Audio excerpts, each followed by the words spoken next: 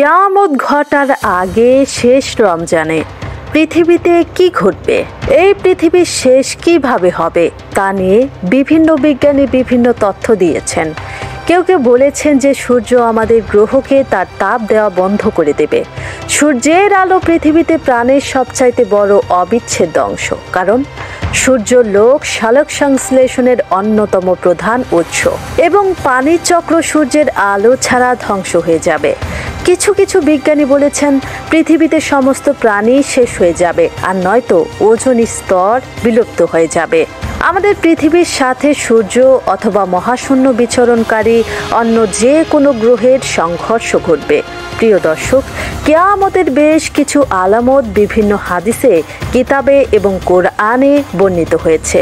যাই হোক, কিয়ামতের কিছু লক্ষণ ইতিপূর্বেই সত্য প্রমাণিত হয়েছে। যেমন হাদিসে রয়েছে, কিয়ামতের আগে নিঃস্ব এবং নগ্ন পায়ে রাখালেরা উঁচু উঁচু বিল্ডিং নির্মাণের প্রতিযোগিতা করবে।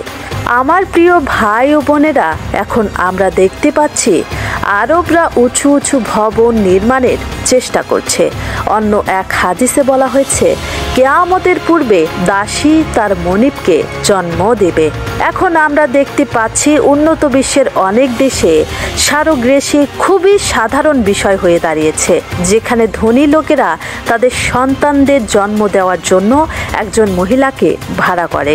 একবার নবী করিম সাল্লাল্লাহু আলাইহি সাল্লাম বলেছেন, কিয়ামতের আগে জিনা ব্যাপক হয়ে যাবে। কিছু মুসলিম দেশ সহ বিশ্বের অনেক দেশগুলোতে চীনা ভাইরাসের মতো এই জিনা ছড়িয়ে পড়েছে। আস্তাগফিরুল্লাহ। আমার প্রিয় ভাই ও বোনেরা, আমাদের অবশ্যই এই ভাইরাস থেকে নিজেদের রক্ষা করতে হবে। আল্লাহ আমাদের এই পাপ থেকে রক্ষা করুন এবং আমাদের ক্ষমা করুন। অন্য আর এক হাদিসে নবী করিম সাল্লাল্লাহু আলাইহি সাল্লাম বলেছেন, কিয়ামতের পূর্বে সময়ের বরকত চলে যাবে, সময় অনেক দ্রুত অতিক্রান্ত করবে। এখন আপনি অনুভব করতে পারেন যে আমাদের চারপাশের সবাই অভিযোগ করছে যে সময় কিভাবে দ্রুত চলে যাচ্ছে। মনে হচ্ছে একটা বছর পার হচ্ছে এক মাসের মতো, একটা মাস এক সপ্তাহের মধ্যে চলে যায়, এক সপ্তাহ যায় এক দিনের মতো এবং একটি দিন এক মিনিটের মতো দ্রুত কেটে যায়। এগুলোর মতোই কিয়ামতের পূর্বে শেষ রমজানের মাঝেও এক নিদর্শন রয়েছে।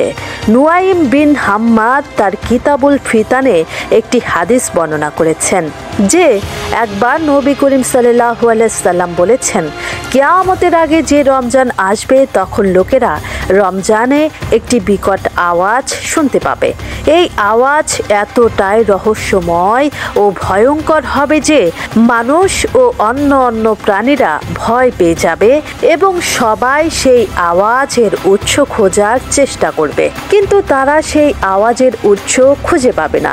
সেই রমজানের পর থেকে মানুষ তাদের ঘরের মধ্যে এক বছরের খাবার জমা করা শুরু করবে, কারণ সেই আওয়াজের পর জমিনে ফসল হবে না এবং মানুষ অনাহারে থাকবে।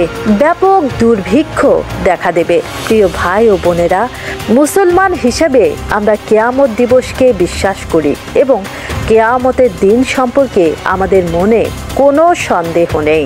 তাই আমাদের উচিত সেই দিনের জন্য নিজেদের প্রস্তুত থাকা, সেই দিনের জন্য বেশি বেশি করে নেক আমল করা এবং আমাদের প্রতিদিন আরও ভালো মুসলমান হওয়ার চেষ্টা করা উচিত। পবিত্র কোরআনে বলা হয়েছে, কিয়ামতের সময় খুবই আসন্ন। বলা হয়েছে, তিনি ছাড়া আর কোনো মাবুদ নেই। তিনি অবশ্যই কিয়ামতের দিন তোমাদের সবাইকে একত্রিত করবেন, এই ব্যাপারে কোনো সন্দেহ নেই। আর আল্লাহর চেয়ে অধিক সত্যবাদী আর কে? হে আল্লাহ, আমাদের ক্ষমা করুন এবং বিচার দিনে আমাদের লজ্জাজনক কাজগুলো গোপন রাখুন। আজকে এ পর্যন্তই। সবাই ভালো থাকবেন, সুস্থ থাকবেন। আল্লাহ হাফেজ।